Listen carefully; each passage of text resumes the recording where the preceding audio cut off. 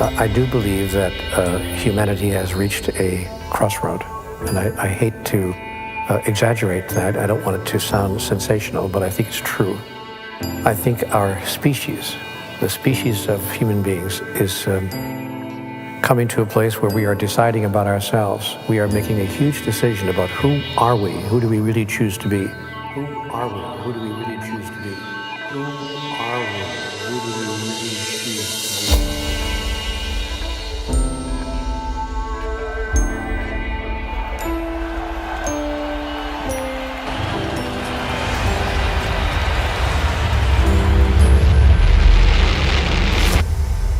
We imagine that the issue is a political issue. Then we say, well, it must be a financial problem.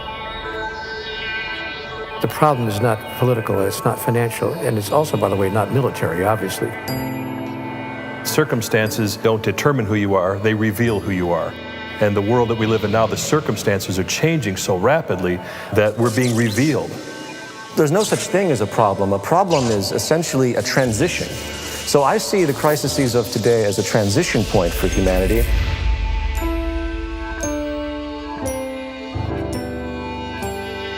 Look down on the human drama and discern through your critical faculties what's going on without judging it. Just discern, what is this human drama about right now, and what role can I best play in it?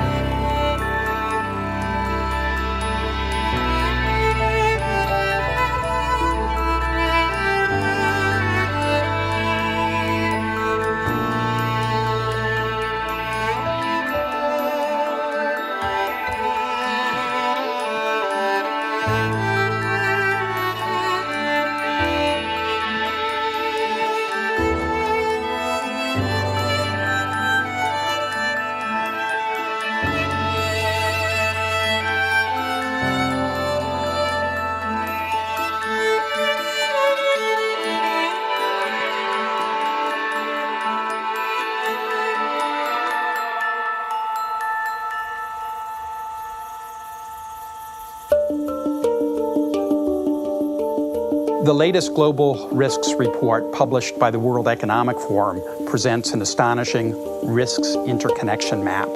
It clearly reveals how all global risks are interrelated and interwoven, so that economic, environmental, geopolitical, social, and technological risks are hugely interdependent.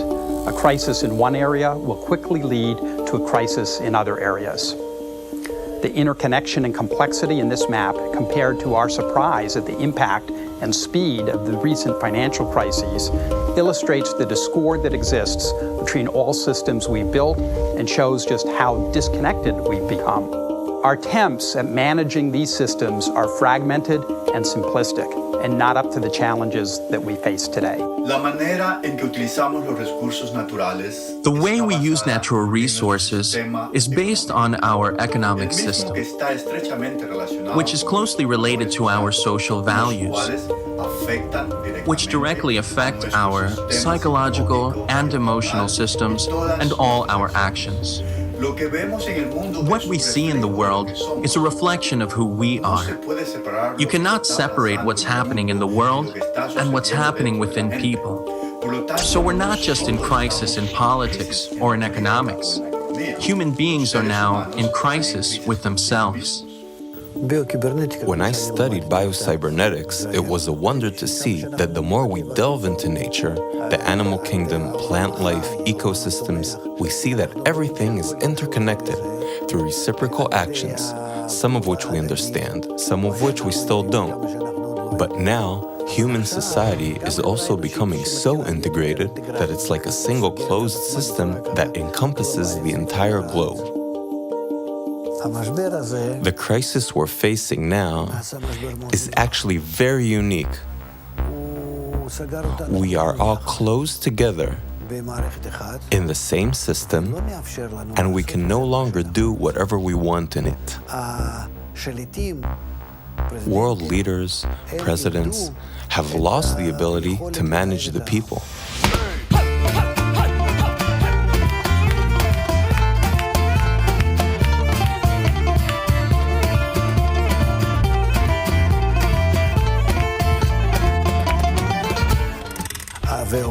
it's as though the world began to move without any reins, but rather according to a new law of interdependence, of connection, the law that is characteristic of integral systems.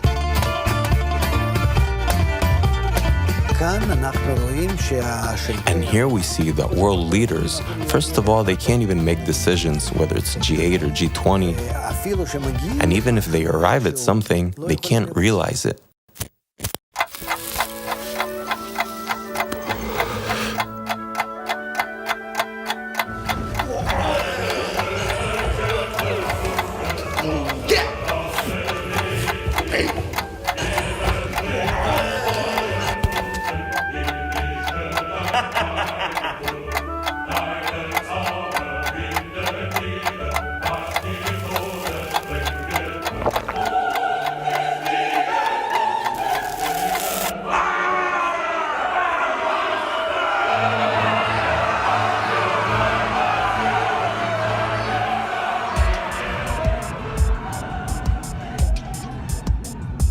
In science, we started as Newtonian physicists, and we started pretending like we are machines.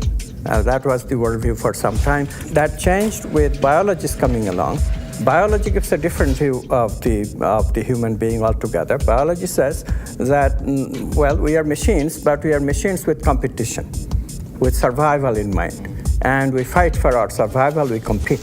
So our higher values are important only if they are important for survival.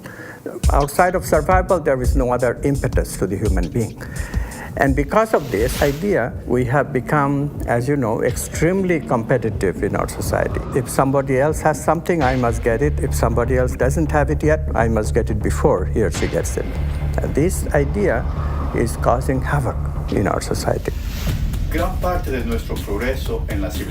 Much of our progress in human civilization has been driven by egoistic competition. People try to outdo each other, and that creates better science, better technology, etc. However, now we're at a point where this ego drive has become so extreme that it will stop at nothing in order to be more or have more than others. And so companies are destroying the ecosystem, bankers are creating economic crisis, people are building themselves on the ruin of others. Our food supplies are increasingly at risk, water resources are increasingly being strained, and our financial systems continue to be highly volatile and risky. At the same time, we're also discovering how all our systems are connected and interdependent. Clearly, business as usual is a dead end.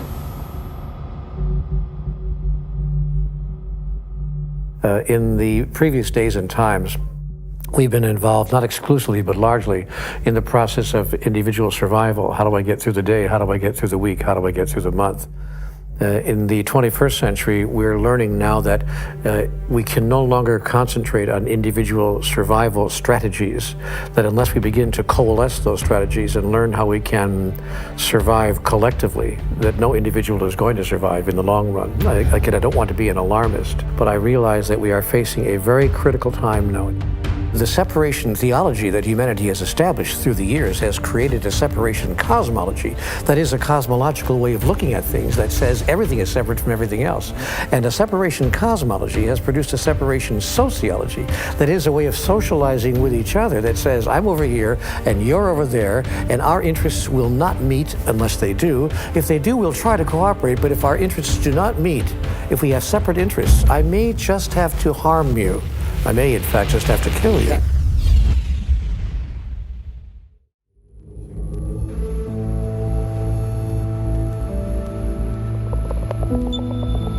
There's an old story, the grandfather who's speaking to his grandson in the lodge, and the grandson comes in and says, I had a dream last night. In the dream, there were two wolves inside fighting, and one was a black wolf and one was a white wolf. And the black wolf scared me, grandfather, and the white wolf made me feel hopeful. Which one will survive? And the grandfather said, the one you feed the most. And so to me, that is the nature of humanity, the nature of humans, is we have both. Which one we're going to feed the most is the one we're going to see in the world.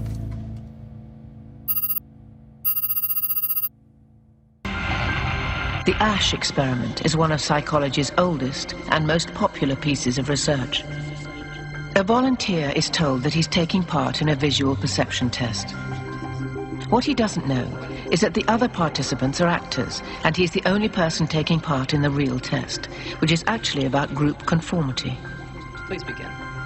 The experiment you will be taking part in today involves the perception of line length. Your task will be simply to look at the line here on the left and indicate which of the 3 lines on the right is equal to it in length. So, for example, if you... The actors have been told to match the wrong lines. The volunteer will be monitored to see if he gives the correct answer or if he goes along with the opinion of the group and gives the wrong answer. In the first test, the correct answer is 2. 1. 1. 1.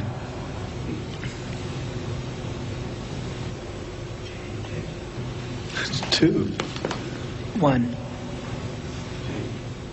Once again, the correct answer is 2. 3. 3. 3.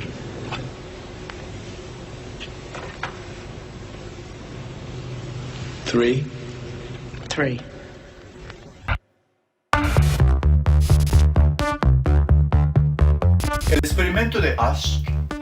The Ash conformity experiment has been repeated many times. It's been suggested that, first, the distortion happens at the level of action. The subject believes the others are wrong, yet goes along with them anyway. Then it happens at the level of judgment. The subject begins to think, maybe they're seeing something I'm not seeing. And then it happens at the level of perception, which means that the subject's actual perception of what's right or wrong is distorted by the majority. Now, when you link these conclusions to what's happening in the world today, you have to ask, in what way have we been using the influence of society? Which is probably the most powerful force in human psychology.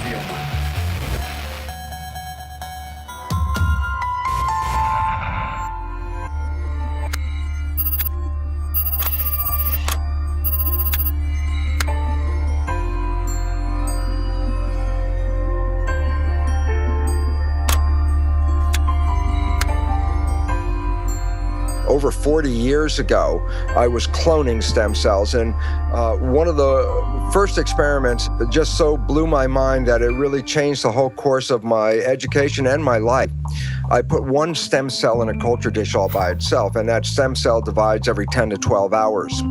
After about a week to 10 days, I have thousands of cells in the petri dish, but what's most important is all these cells are genetically identical to each other.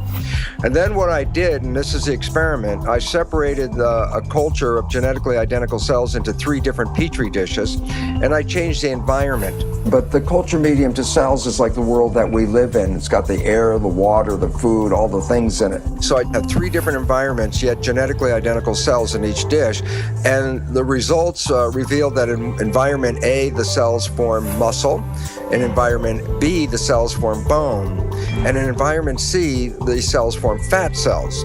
What was so profoundly important about this is if you ask the question, what is responsible for controlling the fate of the cells? What the experiment clearly revealed was that all the cells were genetically identical. The only thing that was different from one dish to the other dish was the environment.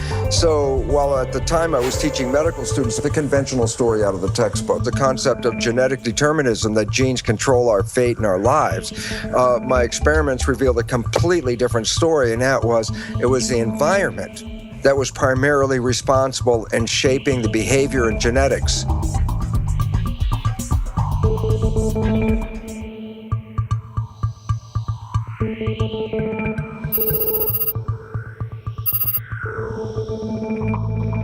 And there's new research out of Harvard Medical School about social contagion. And I think it's kind of obvious and intuitive that you catch the moods of people around you, but now they're finding that people get fat in groups, they get happy in groups, they quit smoking in groups.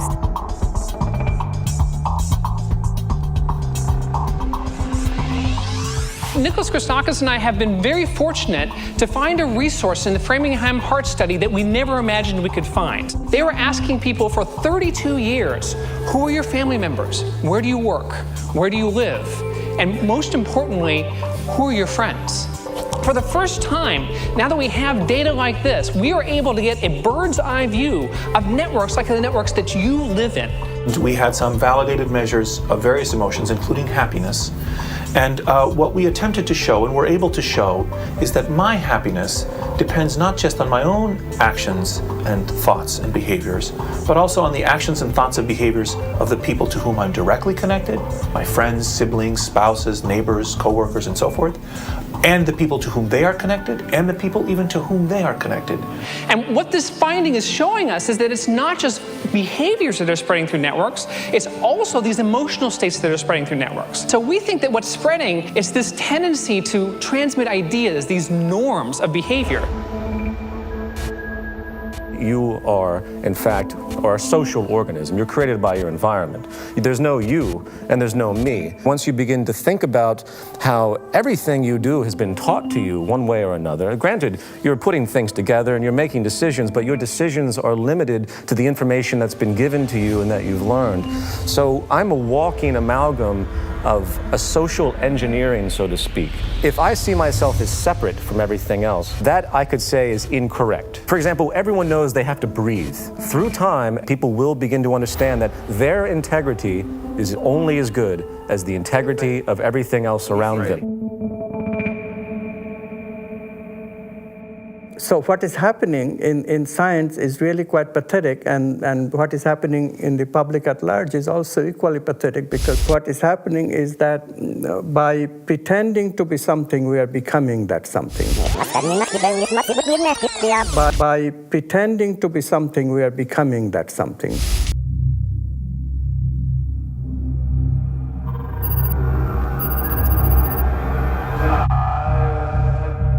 I began to feel that I was losing my identity, that the person that I call Clay, the person who put me in this place, the person who volunteered to go into this prison, because it was a prison to me, it still is a prison to me. I don't look on it as an experiment or a simulation. It was just a prison that was run by psychologists instead of run by the state. In 1971, today's well-known psychologist, Philip Zimbardo, decided to examine what would happen if you take perfectly normal and healthy young students and create a prison-like environment within Stanford University and tell them, for the next 2 weeks, some of you will act as prisoners, and some of you will act as guards. One day into the experiment, a riot broke out. The guards began humiliating the prisoners. They used physical punishments. Some became extremely sadistic. The prisoners began to have emotional breakdowns. Some had to be removed from the study early, and after only 6 days, the experiment had to be completely shut down.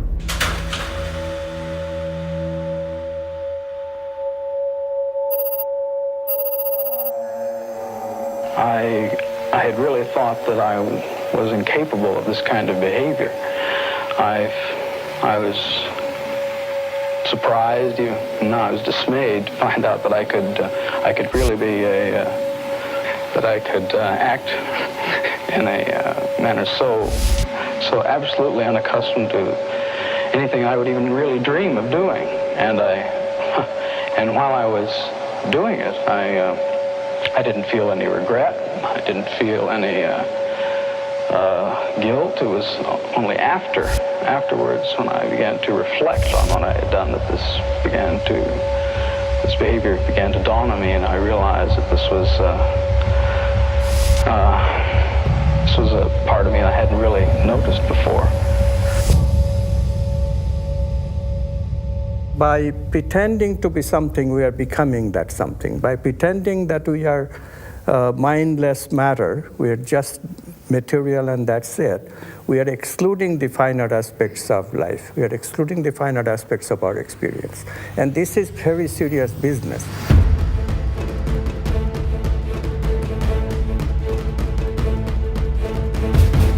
If you take Darwinian theory, which says that we're in a competition and we have to compare each other as to where we fit, and you mix that with a Newtonian vision from physics that the primacy of the universe is found in the physical structure.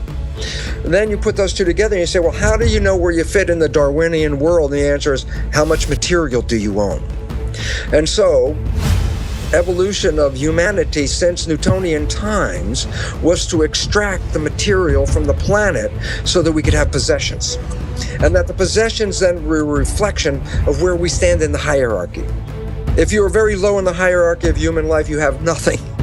If you're very high in the hierarchy of human life, you have money and possessions and houses and toys and all these things. So then you say, well, then who suffers from all this? Well, there's great suffering at every level, whether suffering in the physical planet or in the human civilization, there's suffering all over. In order for me as a human to prove my hierarchy, I have to extract the material from the planet. So what do? I mine the planet. I rape the planet of all of its possessions so that I could hold in my hand this chunk of gold and say, see how much I am worth, where is your gold?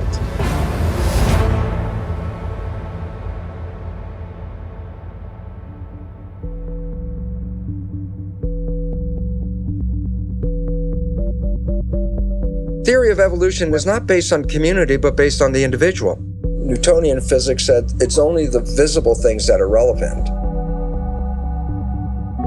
But in a world based on quantum physics, which is based on energy, some of the things that we understand in the nature of energy are emotions and feelings, such as love and beauty. These are expressions of energy. And in a world of quantum physics, we surely emphasize more the nature of love and feelings and energy and beauty and harmony over the money and the material expressions that we look at today. And why is this important? Because then you look at the world and you say, do you want a pound of gold, or do you want to be totally in love in your life?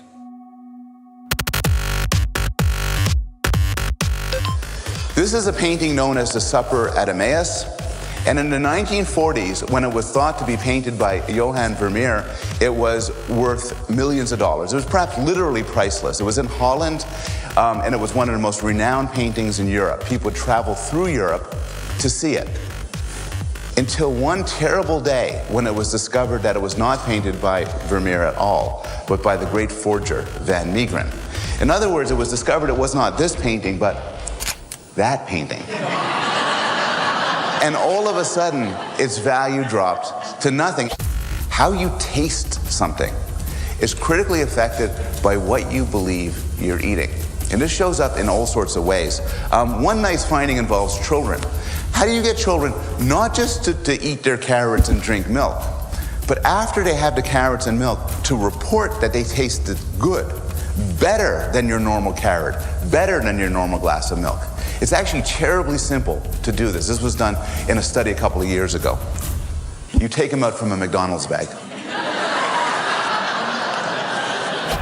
They get people into a brain scanner, and as they're lying on their back, there's a tube going into their mouth, and they get to drink wine through the tube while their brains are being scanned. Above them is a screen where they can read information about the wine that they're drinking. Everybody drinks the same wine. If they think they're drinking the cheap stuff, they'll report, it doesn't taste so good, and they have a low-level neural response. If they think they're drinking out of a $200 bottle, they say they love it, and the pleasure centers of their brain light up like a Christmas tree. This is John Cage's work. Comes under different names, but it's often called 4 minutes, 33 seconds, because it was a famous modern performance where the pianist is instructed to sit at the piano and be silent for 4 minutes and 33 seconds. Now, as you can imagine, this is fairly controversial, whether or not this is brilliant or just ridiculous. But my favorite fact about this is you can go onto iTunes and you can buy for $1.99 the entire thing of 4 minutes, 33 seconds, which is, of course, silent. And I've read commentaries on this where people are outraged. They say, look, just turn down the volume of your computer and sit there for 4 minutes, 33 seconds. But psychologically, I think that wouldn't be the same silence. This is that silence from that performance. You know, it's astonishing to me that we don't realize we make this all up. We made the whole thing up. You know why gold is what the value it is? Because somebody said so. That's it. You know why the fuel costs what it is? Because somebody said so. Somebody speculates, somebody decides, there's a belief, enough people join in, this is what a thing costs. We've all decided this. So an awakening of, we're repeating these cycles and we're getting kind of tired of it, maybe we should do something different this time around, be something different. People are interested in processing meaning and values. We have to hear that. It's the society, the media especially, that puts ordinary people into this vain search of material goodies. Yeah. People didn't live this way even 50, 60 years ago. You know, this is just a very recent phenomenon, that if you have, instead of one cell phone, two cell phones in two pockets, then somehow you'll be better off.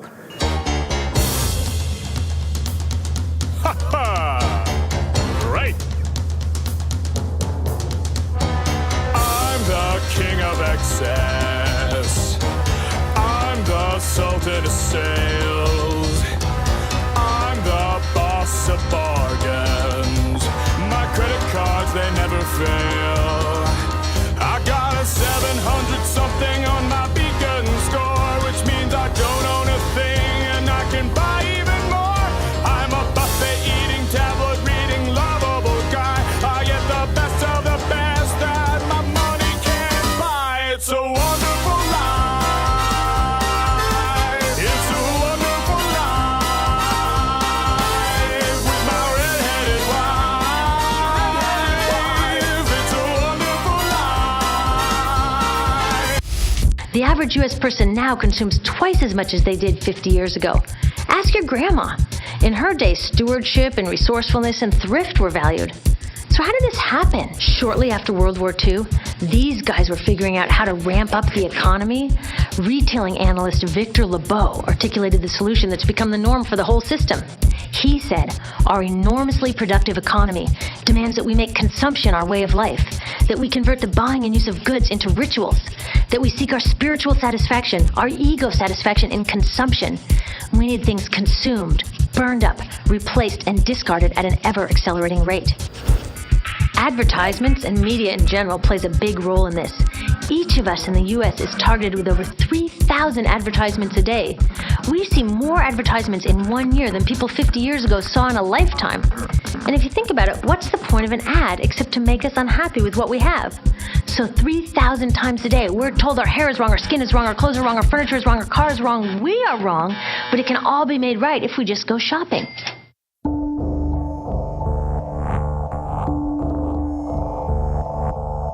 Mr. Rogers, who was the TV guy here in the United States, said the space between the television and the viewer should be sacred.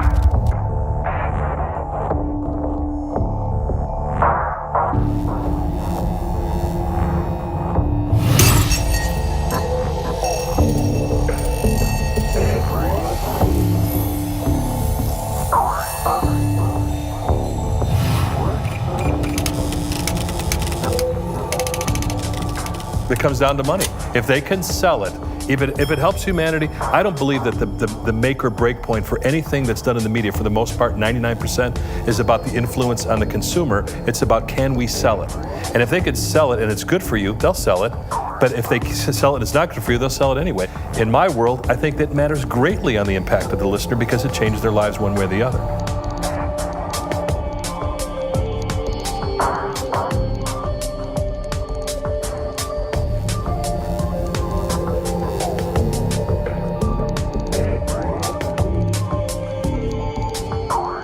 Part of the problem is people are too focused on their own little world, their own little lives, what it is they want to accomplish, when in fact there's really nothing you can accomplish that feels quite as happy as doing it with other people. And so I think there's been too much of the entrepreneurial greed, me focus in the last few decades. And I do think that people have become aware that we're becoming more unhappy, not just in the United States, but all over the world. Depression rates are rising faster.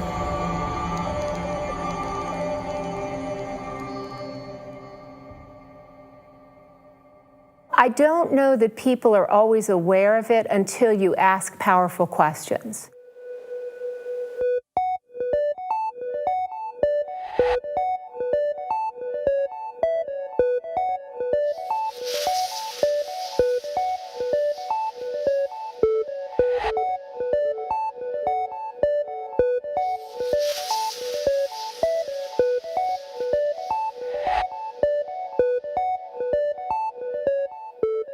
And the research is so interesting on this that if you ask college students what they aspire to, they talk about money.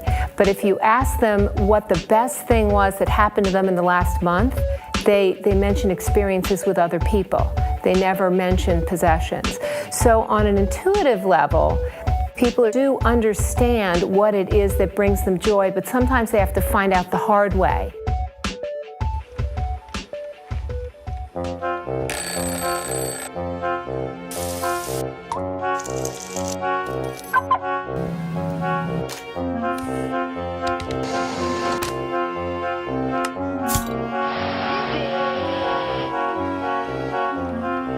So we're in this ridiculous situation where we go to work, maybe 2 jobs even, and we come home and we're exhausted, so we plop down on our new couch and watch TV, and the commercials tell us you suck, so you gotta go to the mall to buy something to feel better, and then you gotta go to work more to pay for the stuff you just bought, so you come home and you're more tired, so you sit down and you watch more TV, and it tells you to go to the mall again, and we're on this crazy work, watch, spend treadmill, and we could just stop.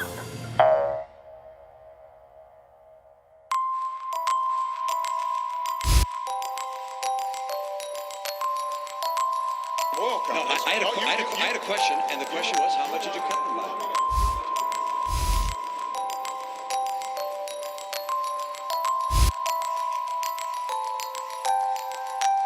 We have actually produced more oil. No. How much did you cut licenses and permits on federal land?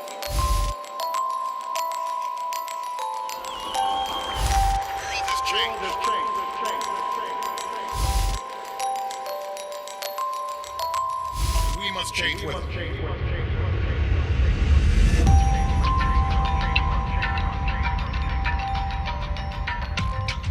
I have written an open letter to President Obama, reviving that slogan. You know, during the Clinton presidential campaign, they had a slogan called, "It's the economy, stupid." For me, the slogan is, "It's the worldview, stupid." It's unless the worldview changes, unless the worldview acknowledges listening to the values, listening to the personal meaning of life and the social meaning of life, unless we do this, real change cannot come. So I wrote to President Obama, if you talked about real change that we can believe in, if you really want change that we can believe in, please help us to change our worldview. The change of man is the key to changing everything else in the world. Without it, nothing real significant will change. What we need is not just patching up, not just solutions to current problems. What we need is a transformation, a fundamental transformation, which means a change of values, the change of thinking, change of consciousness, change in the way the human being thinks and acts. Worldviews affect the engine of civilization. It affects who we each individually think, who we are and how we behave, and our moral sense, business. It affects everything. An experiment was done by 2 social psychologists where they did the following. They took a bunch of students and they had them read one of 2 passages. One of the passages was description of who we think we are. And the key phrase in this paragraph was, "You're nothing but a pack of neurons," that were basically all material substances, in which case everything you think you are, all of your thoughts and emotions and all of your interior life is nothing but a pack of neurons. And then they gave the students the opportunity to do a couple of experiments where they could cheat if they wanted to. And what they found was that the students who read the passage, "You're nothing but a pack of neurons," cheated significantly more. If your worldview says that there is no inherent meaning in anything, and ultimately the universe is a pointless object, and when you die you're dead and there's nothing else going on, then it changes your sense of, how do I need to live right now? Well, I should get everything I should get right now. I should cheat if I have to. Whereas if we had a different model, which said maybe you're part of some gigantic living system with some kind of inherent meaning and all the rest. It could have consequences not only for yourself, but for your loved ones and everyone else. All the problems that we're facing right now, they're not problems. They're actually questions. Who are we? Who do we really choose to be? How do we choose to relate to life itself? How do we choose to relate to all the different elements of life, the environment, the planet itself, obviously the people? Why are we here, and where are we going from here? What is the meaning of my life? We're in a transition stage where the old answers are no longer sustainable, and that's why we're facing the crises we face. So there's a population in a state of flux saying the old stuff doesn't work, and we're ready for new answers that will create a newer, more sustainable civilization. Simple point, the old civilization is no longer sustainable, the answers are flawed, new answers are in, and we're in the moment of taking those new answers and weaving a new culture that will support those answers and support ourselves. At this critical point in time, we have to redefine what it means to be human. We have to choose a new identity, literally choose a new identity, and recreate ourselves anew as a humanity. Recreate ourselves as a brand new kind of living organism, a brand new kind of species, and recreate the organism as a cluster, as a group, rather than as a scattering of single individuals. We have to change our thinking about who we are in relationship to each other. We've been living in a competitive society for too long, and the world we see is the result. The ego, the competitive ego. What we have to do is learn how to cooperate and drop the ego and realize, again, that if we have people in one country that are very poor and people that are very wealthy, the wealthy are going to have to get big armies and big fences to keep those other people out. It's not going to work with the divisions of society that we have today and the stratification.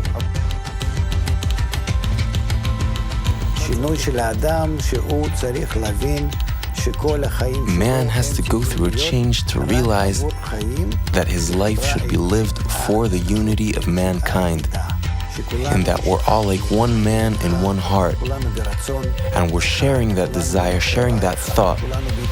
We're on mutual connection, making mutual concessions in reciprocity, like cells of a living body.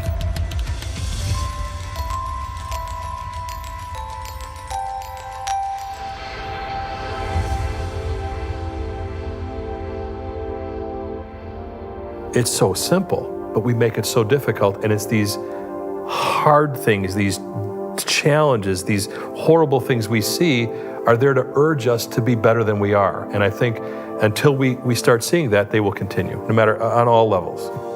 We look at our economic crisis, we look at our ecological crisis, we look at our spiritual crisis, and we say, I'm not happy, society's not happy, what's wrong with us?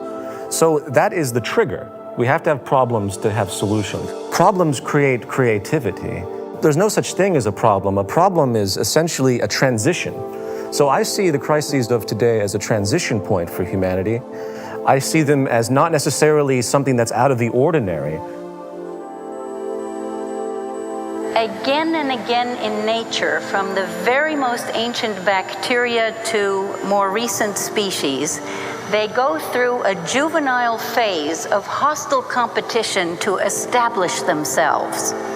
And then they discover the economics of cooperation. And when they find that it is cheaper and more efficient and more beneficial for everyone to feed your enemy rather than fighting them, then we are on the way to the new civilization we're all looking for. The wonderful part about nature being fractal is that we can use patterns in nature to understand other patterns that exist, because patterns repeat themselves. So now if you want to look at a pattern that's playing itself out on this planet right now that will give us insight about what is going on. So I say, look inside a caterpillar that's growing. And a caterpillar represents, let's say, 7 billion cells living under the same skin. Each cell is a citizen. And guess what? They're like people like us. They're working every day. Cells in the digestive system are taking the food and breaking it down and making products out of it. Some cells are the motility cells. Those are the cells that move the caterpillar around. The structures of like our highways with trucks and vehicles carrying materials all over the place, something like that. Cells of the immune system are taking their job of protecting the system. Respiration system is making sure fresh oxygen is being delivered. So all the cells have jobs. The caterpillar's growing. If you were in there and a reporter, you look around going, yeah, the economy is going great guns. It's growing every day. Everybody's working, full employment. This is the kind of thing we love to see. How much are we growing every day? Some percent every day. And then the caterpillar reaches a certain stage of growth. And at that stage of growth, it just stops eating. It can't take in anymore at this point. It's reaching a maximum size. Then if you're a cell inside that community, imagine what would happen. That you're on the job and all of a sudden there's less food coming in and you're a digestive cell and you say, well, man, the work is slowing down here. The factory is slowing down. Then all of a sudden it gets to such a low level that many cells get laid off of the job. Now their cells not working. Why? There's not enough food coming in to keep them all working. And as the food shuts down, then the other jobs are affected because if there's no food, then there's no energy. And all the systems start laying off cells. And pretty soon, there's massive chaos under the skin of a caterpillar. Why? The systems stop growing, the cells are out of work, nothing is evolving, and the thing is falling apart. If you were a cell in that caterpillar body at that time, you would look around and say, oh my God, our world is coming to an end. And yet, in the midst of those billions of cells, in among them are other cells genetically identical to them, no different. But they think differently. They respond to the signals differently. These cells have the interesting name called imaginal cells. And these imaginal cells come up with new visions. And what happens is, in the midst of all this chaos, when all the other cells are running around thinking the end of the world is coming, the new imaginal cells are laying out new ideas, new visions, a new plan, a new scheme, a new way of life. And around these ideas, the cells reorganize and they start to create new massive organizations to create something much more fabulous than the previous system. A system that is much more sustainable, a system with a higher level of evolution. And that system they're constructing called the butterfly.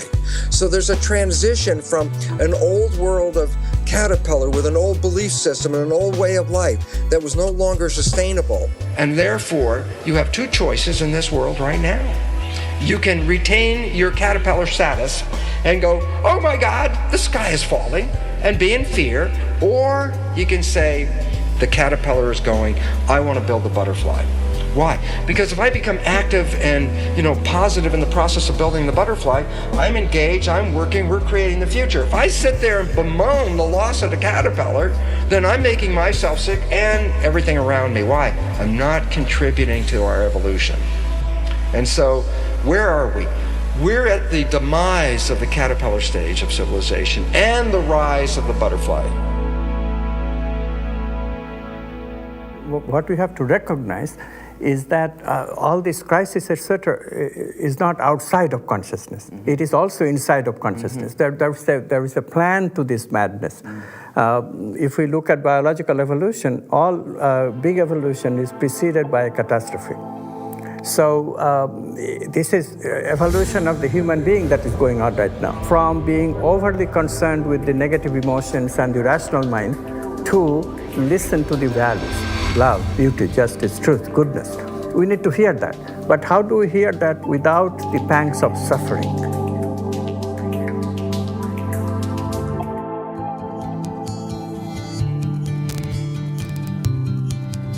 I believe the issue is how can we cause the largest number of people to understand that we are in fact all one, to understand our unity. The environment has to be changed so that we are supported in a way where we respect each other, while our value systems have to understand that we cannot survive any longer through our logical reasoning with the competitive mentality that's been perpetuated for so many generations. If the environment continues to reinforce this selfishness, it's going to be that much more difficult to climb out of it. So if we create an environment that helps us to have the courage to give, and it rewards and reinforces giving, then I think we'll move much more quickly into that type of bestowal mentality.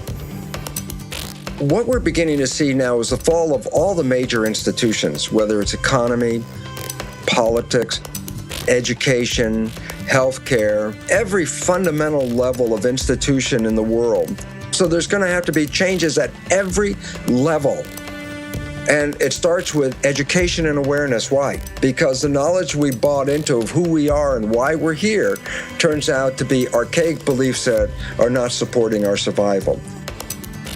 We have to go from our old limiting beliefs that brought us to the current state of the world, rewrite those beliefs so that as we take the next step forward, we do so with new awareness, new power, and a new understanding of where we want to go.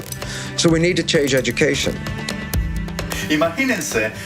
Just imagine, what would happen if we changed our environment completely? What if we would constantly hear in the news, through art, entertainment, advertisement, that we're all interdependent, that we're all interconnected as one integral system? How would our world look like? How would you relate to all the others in that system?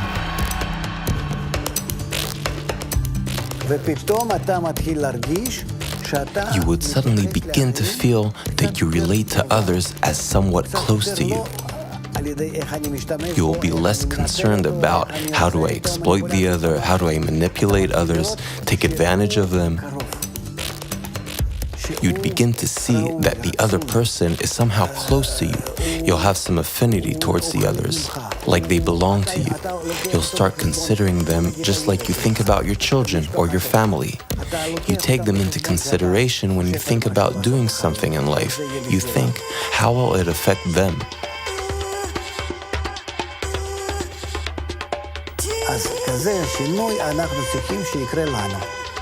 So that is the kind of change we need to go through.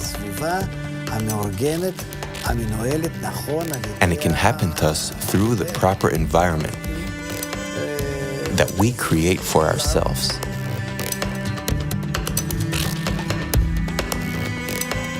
Well, we have these negative emotional brain circuits of competitiveness and greed and jealousy and anger and what have you, but we can also create a reality in which we make positive emotions for ourselves and in our relationships, and we can create positive emotional brain circuits. Brain circuits that we have created by voluntary acts of loving, deliberately, by practicing. That will then mollify the negative emotional brain circuit so we can overcome our base desires. We began to think of emotions as having a kind of collective identity, as if they're emotional stampedes in human populations, a kind of a quiet riot that is just below the surface at all times. Because when we mapped this network, we were able to find clusters of happy and unhappy people in the network, and we were able as well to show that happy people are able to influence others to become happy, and that happiness can spread from person to person to person to person. And it's this kind of view of the human superorganism that has really started to change the way we think about ourselves as human beings. We are connected. We are connected in ways that these other social species are, like schools of fish and flocks of birds.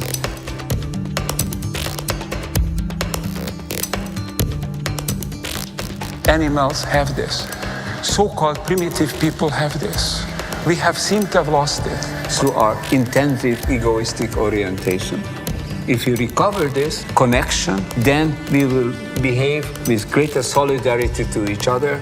We will extend our solidarity that exists in a family. We can extend it over larger areas, ultimately to the whole human family and to the living environment.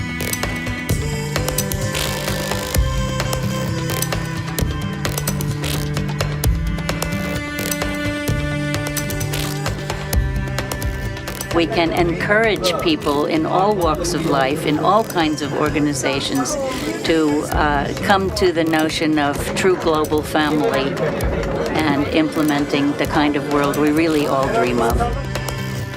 What has increasingly been found is that the happiest people have vibrant social networks. They work hard at cultivating the relationships with other people. So it's the togetherness, the bringing people together that brings people the most joy.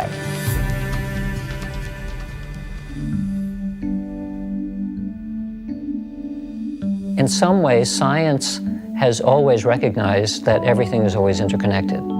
But everything is also interdependent, and you can't study everything all at once. So science has been very good at sort of slicing up the world into little pieces and then diving deeply down each little piece, and that becomes a discipline. And it's very easy to forget that that piece actually is still connected to everything else. We conveniently forget it, which creates something which is ultimately a whole system, but it becomes fractured. And maybe that some small percentage of scientists are naturally drawn to this idea of how does the thing that I'm studying fit in a larger context? And so for scientists who think about that, they eventually get to the idea of, if they push it far enough, that the universe is really just one big thing. We ask the question, why are we here as human beings? The answer is then left to something as simple and disastrously bad as, there's no reason for us to be here. We're just accidents of genetics, and therefore we could do anything we want because we weren't intended to be here in the first place. So we have a pretty big disregard to our relationship and the world around us and the nature that we live in, because we believe that organisms just got here by accident. When you look at the planet Earth, you find that we live in a very narrow zone that supports life. A perfect combination of gases in the environment, a perfect temperature and all this, and it stays constant, which has been a very unusual event of how can a planet keep a constancy in a world where everything is dynamic around it? And the answer is because nature has created one organism after another organism to keep the environment in balance and compensate for the ranges of activities that occur around us. So we keep what is called homeostasis. Very simple example is this. When the world was primarily plants, the environment, which had carbon dioxide and some oxygen in it when they first started, later became depleted of carbon dioxide, and oxygen increased because the plants were using the carbon dioxide continuously and releasing the oxygen continuously, and the balance shifted. And there was so much oxygen on this planet that the planet was flammable. So at times, lightning strikes would hit and burn up all the oxygen and burn up the planet. Life was not sustainable. So nature created a balance. And the balance was called animals. Animals breathe in oxygen and release carbon dioxide, which is the complete reverse of what the plants were doing. So why is this relevant? Because when you put animals and plants in the same environment, as the plants take in carbon dioxide and release oxygen, the animals take in oxygen and release carbon dioxide. This creates a cycle and a balance and harmony. So animal introduction was not just a random event. It was required to keep balance in. Now look at life as a seesaw that goes up and down. And I go like this. As I put one organism on one side, it throws the balance off and tilts the seesaw this way. So nature puts another organism on this side to bring the balance back. So I said, where are humans in this seesaw? And why is that important? Because humans have so much power that if we're not clear of what we're doing, we can take the seesaw and put a little weight on one side and shift the entire balance of nature. And then we have to learn to come back and shift the balance back again. Well, without our awareness of how we fit into nature, we lost sight of the fact that every other organism has been involved in keeping the environment more stable. We weren't to manipulate the environment.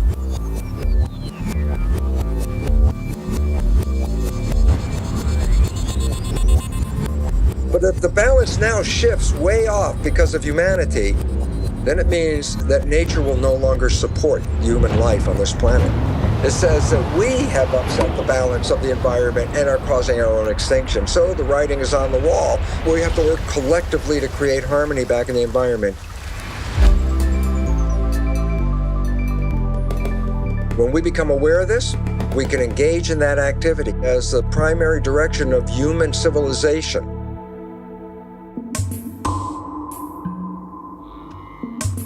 can we, as a global tribe, get our act together fast enough to be able to change our behavior, our collective behavior fast enough? There is a great potential, because it's not that if everybody has to change at the same time. What we talk about is a critical mass. You don't know how many people have to change for it to spread. But the fact is that when people begin to think differently, begin to act differently, that has an effect on others, it spreads. Scientists at RPI have found that when just 10% of the population are deeply committed to an idea, their idea will always be adopted by the majority of the society. Now, what's interesting is their mathematical model shows that it's like a spontaneous leap. That is, below 10%, there is no visible progress. However, above 10%, the idea spreads like wildfire. I don't think it's going to occur first on the whole among the leadership, neither political nor business leadership.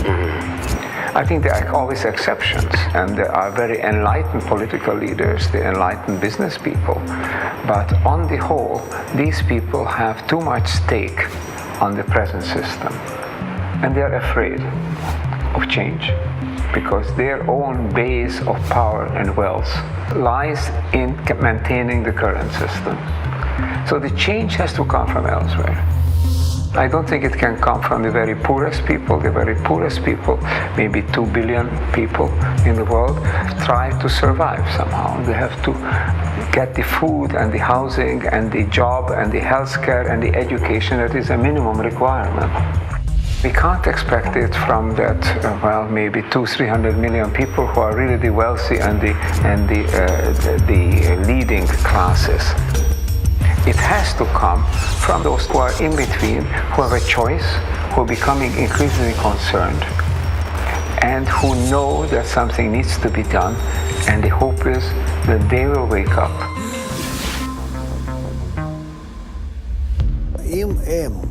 If there are people who are aware that the world must become integrated, then the question is, can they come together? Can they make the initial step towards this? I think the problem with global crises is that from each individual's point of view, it becomes difficult to know what do I do about it. When I say my ego and transform my ego, it's an illusion. How can I transform my ego when I'm dependent on so many other egos?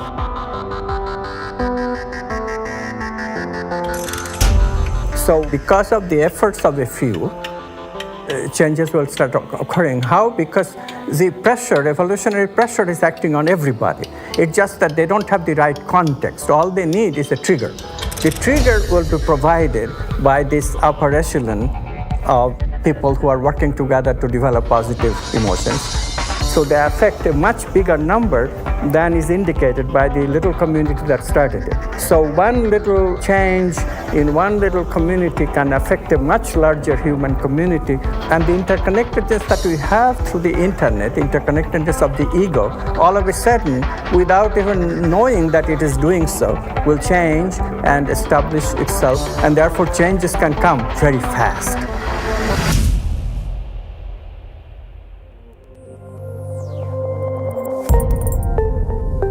The basic idea is that there's this vast fabric of humanity stretching endlessly into the distance. I'm connected to you and you to others on out endlessly. Your actions can influence the actions and feelings of others around you, which in turn then can spread to still others and then to still others. If you tell someone they don't influence anybody, they're not going to do anything. But if you tell them they influence 1,000 people, they'll change their lives. And that's why I think it's so critical for us to understand, first and foremost, how and why we are connected. Thinking people, they can see opportunities in this. So we have to do this collectively.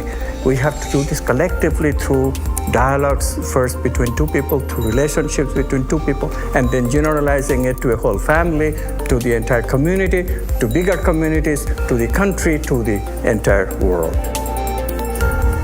Change the society to recognize that we cannot do this by ourselves. We cannot do this alone.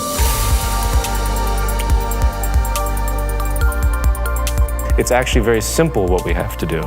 It's just getting people to identify with it and see the benefit of what that offer is, the offer of working together, and how cataclysmically better life will be, right? Materially and spiritually. So.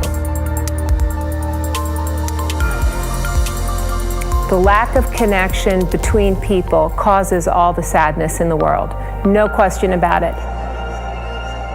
We are at crossroads, and it's not going to be decided by fate. It's not a destiny.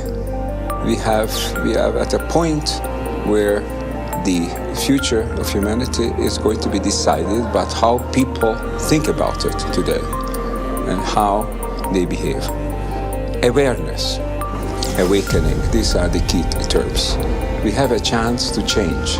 One thing we have to recognize is that to change is no longer a question whether or not. Change is coming. The only question is whether it's coming unexpectedly and abruptly on us so that we can't do much about it, we become victim of it, or whether we can anticipate it, create those major changes that will bring about a better future. And that is the unprecedented task of the generation now living.